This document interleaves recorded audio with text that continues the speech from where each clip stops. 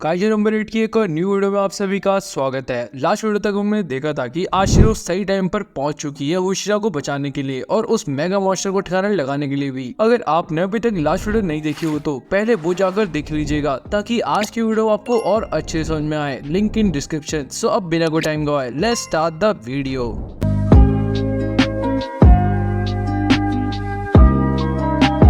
Chapter की starting में हम देखते हैं कि आशिरो उस मेगा मॉन्स्टर पर डेडली शॉट्स देना स्टार्ट कर देती है, जिससे उस मेगा मॉन्स्टर के चीथड़े तो उड़ ही रहे होते हैं, बट इसके बावजूद भी वो बहुत जल्दी रीजनरेट कर रहा होता है। ये देखकर तो कंट्रोल रूम में सभी शॉक रहते हैं। तभी होशिना उठते हुए कहता है, वेल इसमें कोई सरप्राइज वाली बात तो नहीं थी। ऑल राइट देन, ये टाइम है अब लास्ट टाइम लिमिट पुश करने का। इसी के साथ अब होशिना रिलीज फोर्स 63% के साथ अटैक्स करना चालू कर देता है और एक ओपनिंग की तलाश में रहता है। तभी उसे ऐसा देख कंट्रोल रूम से भी लोग उससे कह रहे होते कि वो अपने आप को बहुत ज्यादा पुश कर रहा है और उसका सूट ये सब नहीं झेल पाएगा। तभी एकदम से होशिना के बगल से किकुरु आ जाती है अटैक करने के लिए, बट उसके अटैक भी एक खरोच तक नहीं दे पा रहे होती है उस मेगा मॉन्स्टर पर। इसके बावजूद भी होशिना किकुरु को वहाँ पर डटे रहने के लिए कहता है। अब यहीं पर ये दोनों मिलकर टीम अप करते हैं। होशिना कहता है कि वो उस मॉन्स्टर की शेल को फाड़ेगा और उसी दौरान किकुरु उसकी टाइमिंग को मैच करके उसी जगह पर स्ट्राइक करेगी। तभी पहली बारी में ये दोनों सक्सेसफुल होते ही है कि वहीं किकुरु का सूट भी ओवरहीट होने लग जाता है, जिससे वो रुक जाती है। ये चीज होशिना भी नोटिस कर लेता है। फिर होशिना अपने 6th फॉर्म स्टेटा स्ट्राइक का यूज करके उस मेगा मॉन्स्टर की एक टांग का कचूमर बना देता है। फिर इसके बाद ही वो दोबारा बिना कोई सेकंड्स गवाए फिर से हमला करके उसका कोर एक्सपोज कर देता है। अब दूसरी तरफ आशिरो अपनी लास्ट बुलेट के साथ कहती है,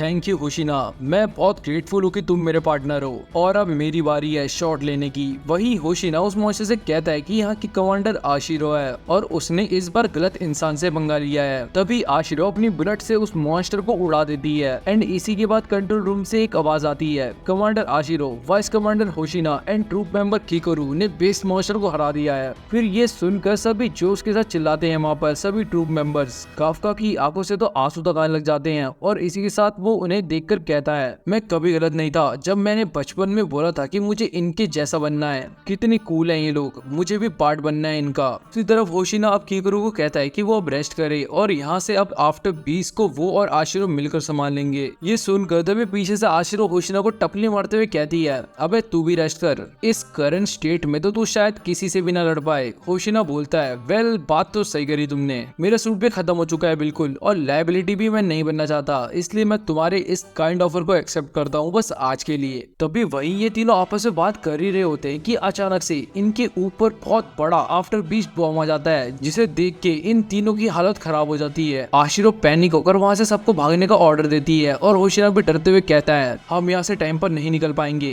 क्या करें अब हम, अगर ये फटा तो पूरा बेस उड़ जाएगा। तभी उनके ऊपर से वो गैगेटिक आफ्टर 20 बॉम्ब कहता है, सुनो इंसानों, लगता है ये मैच टाई हो चुका है। काफका तभी उन सबके बगल से बहुत तेजी से निकलकर उस आफ्टर बीस्ट बॉम्ब की तरफ भागता है। ये देखकर होशिना उसे रोकता ही है कि वो अचानक से नोटिस करता है कि काफका बहुत स्पीड में कैसे भाग रहा है। वही काफका एक जगह रुक कर कहता है, मुझे माफ करना वाइस कमांडर होशिना, और ये कहते ही वो अपने आप को काइजू नंबर 8 में ट्रांसफॉर्म कर लेता है, वो भी सबके सामने। कंट्रोल रूम वाले उसी टाइम कहते हैं, एक और मेगा मॉन्स्टर बेस के सेंटर में अपेयर हो चुका है और इसका रेजिलियंस है 9.8। ये तो मॉन्स्टर #8 है। शॉक होते हुए होशिना अपने आप से कहता है, मुझे इस पर शक तो था। और ये कहते ही होशिना के माइंड में उसके और काफका के सारे मूवमेंट्स आते हैं। दूर से इचिकावा भी कहता है, हिबिनो तुम्हें पता भी है अभी तुम क्या कर रहे हो। काफका कहता है, ये सारी चीजें साइड हटाओ, अगर ये आफ्टर 20 बॉम्ब इस स्केल में फटा तो सारे ट्रूप मेंबर्स इधर ही मर जाएंगे। वाइस कमांडर ने अपनी जान की बाजी तक लगा दी,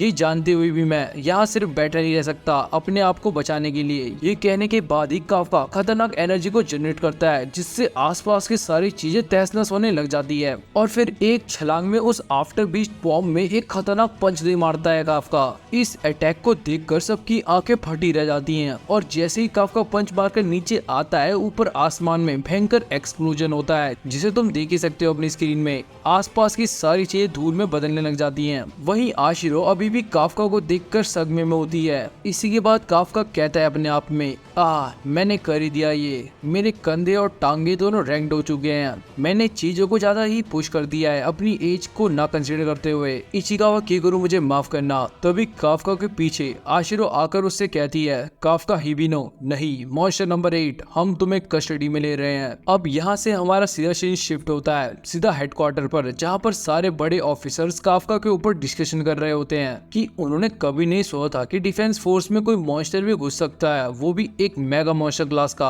अब यहाँ पर सबके अलग अलग ओपिनियन होते हैं। कोई कहता है कि वो प्राइवेटली उसको खत्म कर दे या फिर उसे एक बिग वेपन बनाए। एट लास्ट कीकुरु के पापा थर्ड यूनिट को ऑर्डर देते हैं कि वो काइजो नंबर 8 को उन्हें सौंप दे। अब हम सीधा काफका को देखते हैं जिसे कैद कर रखा है। उसके ऊपर मेडिकल टेस्ट होते हैं जहां पर उसके वाइटल्स बिल्कुल स्टेबल मिलते हैं सबको। काफका वहीं बैठे बैठे अपने मन में सोचता है, मुझे नहीं पता कि मेरे साथ अब क्या होने वाला है। इसी दौरान काफका को वहीं कीकुरु की बातें याद आती हैं जहां पर उसने बताया था कि वो उसके ऊपर एक्सपेरिमेंट्स करेंगे और उसे एज ए स्पेशल वेपन बनाएंगे। ये सोचकर ही काफका घबराने लग जाता है और दोबारा कहता है, जस्ट जिस टाइम मैंने सोचा कि मैं आशिरो के साइड बाय साइड के लिए एक और स्टेप क्लोजर आ चुका हूँ, ये सबसे केस था। आई वंडर मीना मेरे बारे में क्या सोच रही होगी। तभी वहाँ पर आशिरो आ जाती है और उससे कहती है, हम तुम्हें हेडक्वार्टर पर ट्रांसपोर्ट कर रहे हैं, चलो हमारे साथ। यही काफका चलते चलते अपने बाकी साथियों को भी देखता है जिनसे वो अपनी नजरें तक नहीं मिला पा रहा होता है इतने बड़े कांड के बाद। खासकर उसने इचिकावा का भी ट्रस्ट तोड़ा है क्योंकि हमेशा से इचिकावा ने सिर्फ उसका भला ही चाहा था। ये सोचते सोचते काफका सॉरी बोलकर अंदर जा ही रहा होता है कि पीछे से इचिकावा कहता है, हिबिनो मेरे को पूरा भरोसा है कि तुम वापस आओगे। ये सुनकर हिबिनो बिल्कुल शौक खड़ा हो जाता है और आशिरो उसके बगल से कहती है, ये गधा इचिकावा अब पुशअप्स मारने पड़ेंगे इसे बिना परमिशन लिए बोलने के लिए। और हाँ काफका, जब तुम बिना हेजिटेशन के भागे और पेस को बचाया, पहले तो मैं सरप्राइज थी तुम्हारे मॉन्स्टर अपीयरेंस को देखकर,